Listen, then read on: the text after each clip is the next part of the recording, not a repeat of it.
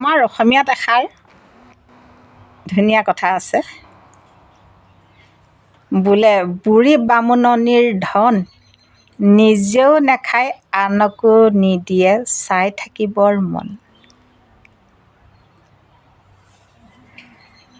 এনেকুৱা কিছু সম্পত্তি আমাৰ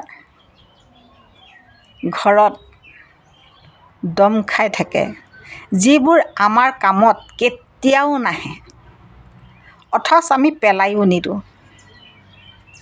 নতুবা কোনোবা মানুহে খুজিবলৈ আহিলেও নিদিওঁ, আৰু নতুবা অলপ পইচাৰ বিনিময়ত বিচাৰিলেও আমি নিদিওঁ।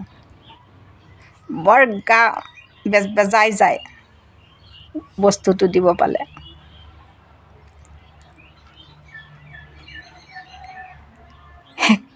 কি হ'ব সেইবোৰ বস্তু ৰাখি মই বুজি নাপাওঁ। যদি আমি দি দিওঁ আমাক অলাগতিয়াল বস্তুসমূহ আনক, নিশ্চয় কামত আহিব তেওঁলোকৰ।